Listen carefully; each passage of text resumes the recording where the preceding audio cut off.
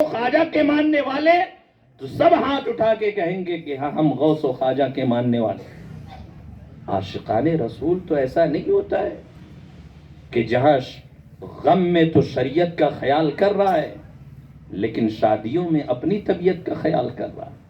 عاشق تو وہ ہوتا ہے کہ شادی کی پہلی رات ہے اور شادی کا سامان خریدنے کے لیے بازار میں گئے ہوئے اللہ کے رسول صلی اللہ تعالی علیہ وسلم نے اعلان کیا، اے میرے صحابہ، مشرکین مکہ مدینے پر چڑھائی کرنے والے ہیں، لہذا کمر بستہ ہو جاؤ، شادی کے پہلی رات ہے، پہلے دن کی دلہن کو چھوڑ کر شادی کا سامان خریدنے کے لیے حضرت حنظلہ بازار میں گئے ہوئے ہیں. لیکن جیسے ہی رسول پاک صلی اللہ تعالی علیہ وسلم کے اس اعلان کو سنا ہے، اب شادی کا سامان نہیں خرید رہے، اب جنگ کا سامان خرید رہے ہیں، اب اوزار خرید رہے ہیں، اب ہتھیار خرید رہے ہیں، اب جنگ میں پہننے والی ٹوپی خرید رہے.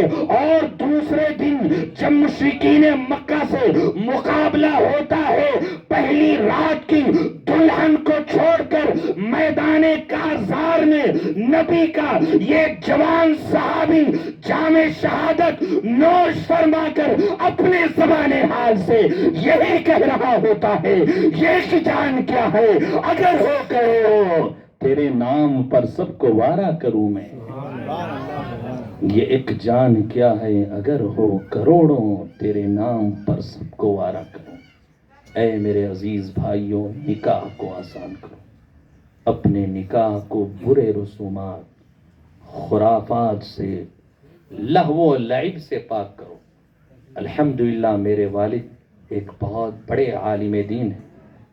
ہم دو بھائیوں کی شادی ہوئی، تمام تر خرافات اور تمام تر لہو و لعب سے پاک وہ شادی ہوئی اور الحمدللہ آج اس کی برکتیں مل رہی.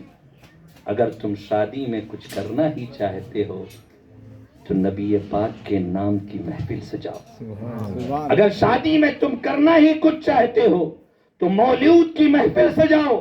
اگر شادی میں تم کچھ کرنا ہی چاہتے ہو تو اللہ اور اس کے رسول کے ذکر کی محفل سجاؤ، کیونکہ یہ پیغام ہمیں کائنات کے پہلے نکاح سے مل رہا ہے کہ ہر شادی میں اگر مصطفیٰ کا ذکر ہوگا تو اس شادی میں برکتوں کا نزول ہوگا. جیسے کہ کائنات کا پہلا نکاح حضرت آدم کا ہو رہا ہے تو رب تعالی نے حضرت آدم کو بھی یہ حکم دیا کہ میرے آخری پیغمبر پر درود بھیجو، یہی تمہارا مہر ہے. اس سے یہ مزاج مل رہا ہے کہ ہم شادیوں کو، اپنے شادیوں کو برے رسومات سے، خرافات سے، ڈی جے باجے سے، تماشے سے، لہو لعب سے، ناچ گانے سے پاک رکھیں اور پھر اسلام کے مطابق، شریعت کے مطابق نکاح کریں. انشاءاللہ اس نکاح میں برکت ہی برکت ہوگا. مولود کی محفلیں سجائیں، میلاد کی محفلیں سجائیں، نبی کے ذکر کی محفلیں سجائیں، اللہ اور اس کے رسول کے ذکر کی محفلیں سجائیں، اولیاء کرام کے نام پر محفلیں سجائیں. میرے عزیز و میرے دوستو، پھر دیکھیں اس شادی میں بے پناہ برکتوں کا نزول ہوتا ہے. رب تعالی ہم سب کو ان باتوں پر عمل کرنے کی توفیق عطا فرمائے. اقبال نے بھی یہی کہا کہ محمد سے وفا تو نے تو ہم تیرے ہیں، یہ جہاں چیز کیا لوح و قلم تیرے ہیں. قوت عشق سے ہر پست کو بالا کر دے، دہر میں اسم محمد سے اجالا کر دے. پھر بریلی سے امام عشق و محبت کی آواز آتی ہے، انہیں جانا انہیں مانا نہ رکھا غیر سے کام، للہ الحمد میں دنیا سے مسلمان گیا. وآخر دعوانا الحمدللہ رب العالمین.